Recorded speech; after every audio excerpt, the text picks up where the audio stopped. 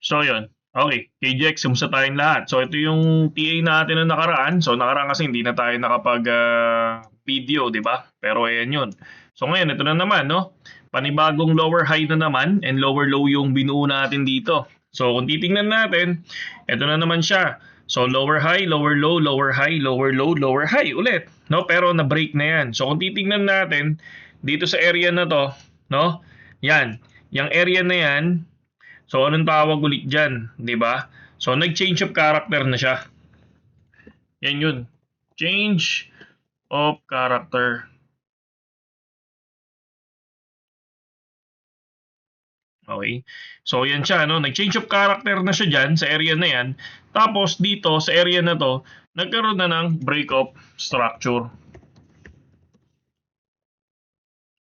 Di ba? So, ganyan lang. Kumbaga sabi ko nga sa 15 minutes time frame kasi, hayaan mo lang siya bumuo ng structure tapos bago ka mag-entry. Kung titingnan naman natin, yan. So accurate, so lumipad. So dahil may confirmation na dito, nagkaroon siya ng lipad dito sa area na to. Ako ina-expect ko pa nga sana ang lipad niyan dito sa 79,300, no? So pero ito mataas na rin naman to from 75,600 to 78,400 na yung linilipad niya.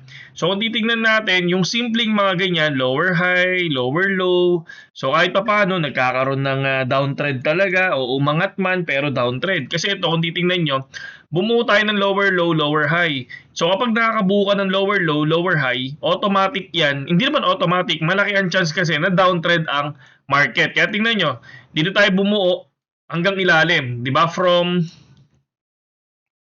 77,700 to 73,800. So ngayon, nung nakabuo ulit tayo ng panibagong lower low, lower high, no? Ang nangyari, break of structure, no? Nag-change of character. So ito yung karaniwan na nangyayari na once na ma-break yan, so ayun, diretso. Kasi dito, kita nyo, wala namang na-break eh. Oh, yan. Ito, pababa pa rin. Pero still, tong area na to, ano pa rin siya. So, lower high pa rin siya. Lower high pa rin yung nangyayari dyan. So, pagdating dito, ganun din.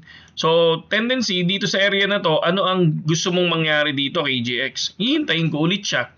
Hintayin ko ulit, siguro mga 5 hours, 6 hours, titingnan ko ano yung structure na mabubuo niya. Kasi karaniwan, ang nangyayari kapag pataas na ganyan, ang gagawin nila is mag-short na.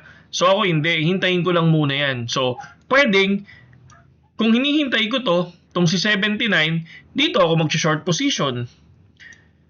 Diba? Ako, ganun. Yun ang gagawin ko. Kung gusto ko mag-short, dito sa 79. Yan. Yan sa 79. So ano yung target natin dito? Kung saan siya nag-breakout. Yan. Yung area na yan. Tapos ito, so kung nandito ka sa 79,300, dito ka mag-TP sa 80,000. So yun lang. Ganoon lang kasimple. Tapos naman sa Gainers Trade Strategy, nandoon pa rin naman tayo sa Telegram. Doon tayo nagbibigay ng TA. Okay? Sa mga gustong pumasok naman sa Telegram, pasok lang kayo doon. Di ba? PM nyo lang ako, nandiyan naman sa description yung link natin. Okay? Saludo sa inyo lahat.